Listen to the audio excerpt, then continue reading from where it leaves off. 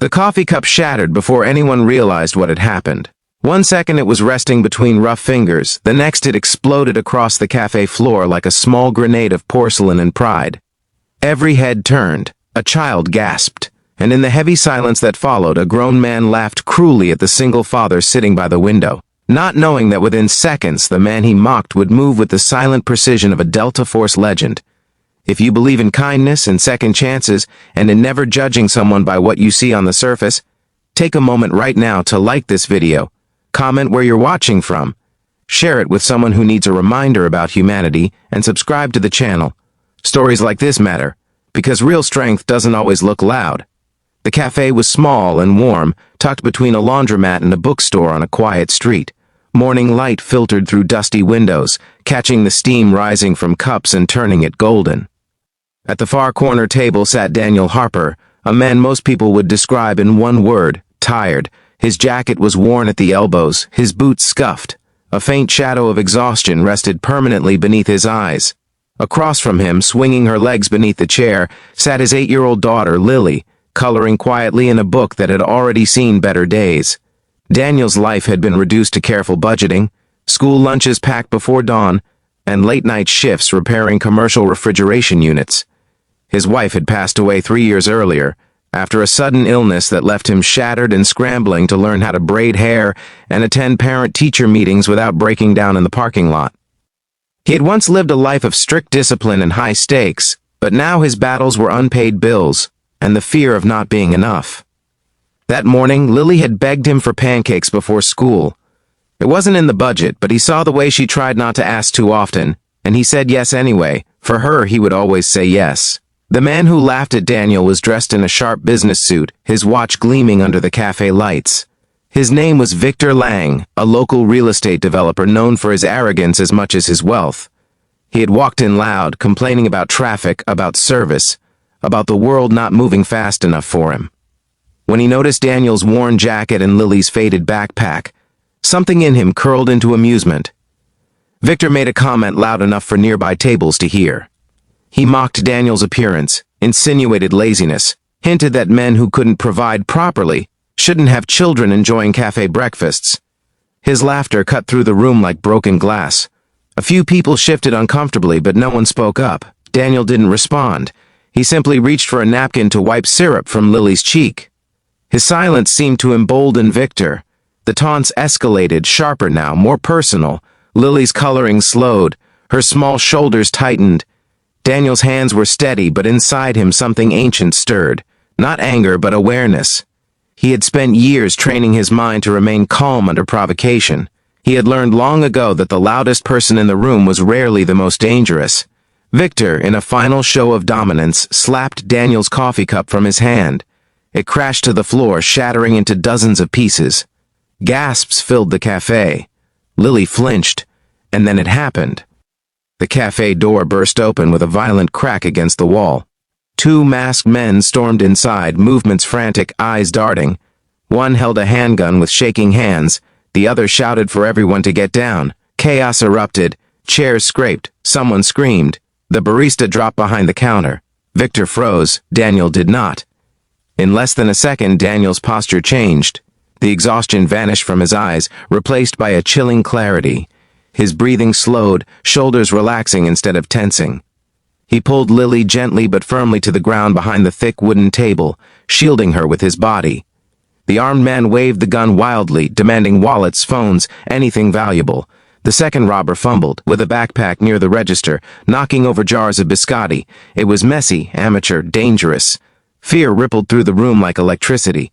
Victor crouched awkwardly beside his overturned chair, face drained of color. The man who had laughed moments earlier now trembled, unable to move. Daniel's gaze assessed everything: the distance between tables, the angle of the gunman's wrist, the unstable stance, the flicker of hesitation. He whispered something soft into Lily's ear, a reassurance, and then he moved. It wasn't dramatic, it wasn't loud, it was controlled. He rose just enough to step around the table, using the blind spot created by a pillar near the counter. His movements were fluid, economical, almost invisible in the chaos. Before the gunman realized someone was behind him, Daniel's hand struck with precise force to the wrist. The weapon clattered across the floor. In the same breath, Daniel twisted the man's arm, guiding him down without unnecessary violence, pinning him with terrifying efficiency. The second robber lunged, but Daniel pivoted, using the momentum against him. A swift movement, a controlled takedown, and the threat was neutralized. The entire encounter lasted less than 8 seconds. Silence flooded the cafe. The only sound was the hum of the espresso machine and Victor's ragged breathing.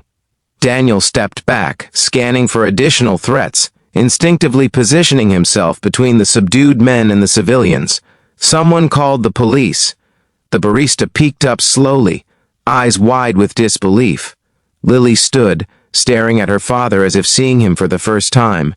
Victor struggled to his feet, shock replacing arrogance. The man he had mocked, the man he had reduced to a stereotype of failure, had just dismantled an armed robbery with the quiet precision of a trained operative. Police arrived within minutes. Statements were taken. Officers eyed Daniel with a mixture of respect and curiosity. One finally asked the question everyone was thinking. Daniel hesitated, glancing at Lily.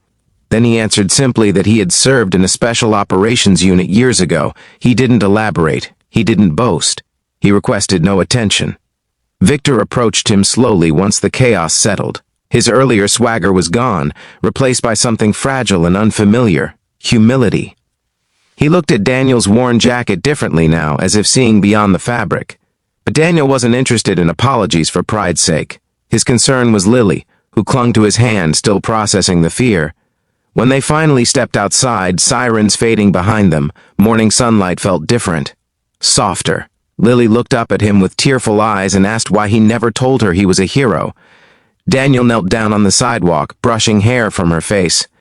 He explained that being a hero wasn't about fighting or moving fast. It was about protecting what mattered. It was about showing up every day, even when you were tired. Especially when you were tired. The story could have ended there, a dramatic rescue, a humbled bully. But real life doesn't tie itself into neat bows. The next day, a short clip from the cafe's security camera surfaced online. Someone had posted the footage of Daniel's swift intervention. Within hours, it spread across social media. People were stunned by the calm efficiency. Comments flooded in praising the mystery dad who moved like a shadow. Victor saw the video too. He watched it again and again, shame tightening in his chest each time he remembered his laughter. He had spent years measuring worth by money and appearance. In seconds, that illusion had crumbled. Days later, Victor returned to the cafe at the same time Daniel usually stopped in for a quick coffee before work. This time, he didn't arrive with arrogance. He arrived with sincerity. He offered Daniel something unexpected. Not money, not charity, but opportunity. Victor had influence in the city. He knew companies that valued discipline, security consulting firms that needed leadership. He admitted openly that he had judged Daniel unfairly, that he had been wrong. Daniel listened quietly. He had no desire for revenge. Bitterness would only poison Lily's world. He accepted the offer not out of pride, but possibility.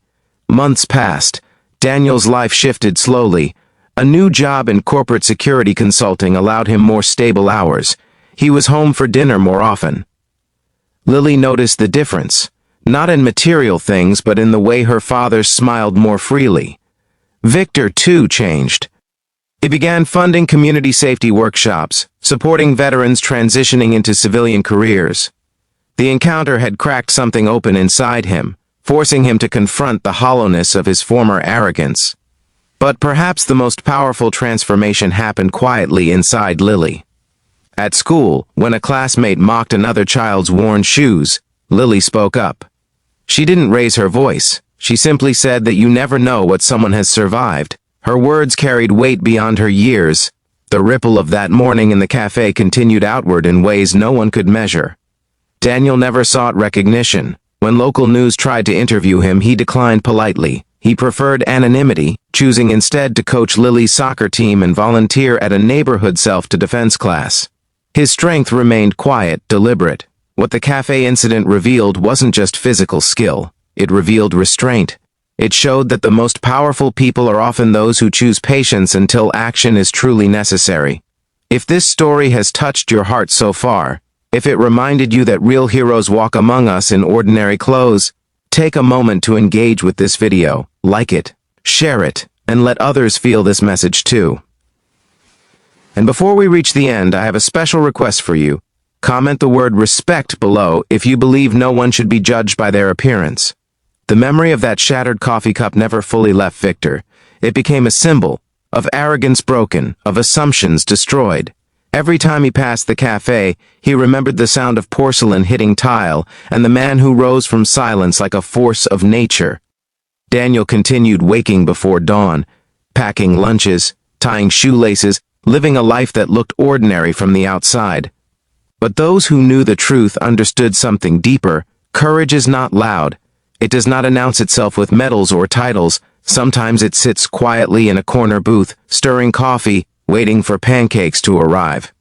Years later, Lily would tell the story differently. She would not focus on the masked men or the speed of her father's movements. She would remember the way he shielded her first, the way his hand never trembled when he held hers, the way he chose kindness even after humiliation, because that was the real legend in the cafe that day. Not the takedown, not the viral video, but the quiet choice to protect without hatred. And maybe that is what the world needs more of. Strength wrapped in humility, power guided by love. If this story moved you even a little, don't scroll away silently. Engage with it. Share your thoughts. Spread kindness forward. Because somewhere out there, another tired single parent is sitting in a cafe, carrying more than the world can see. And they might just be stronger than anyone in the room.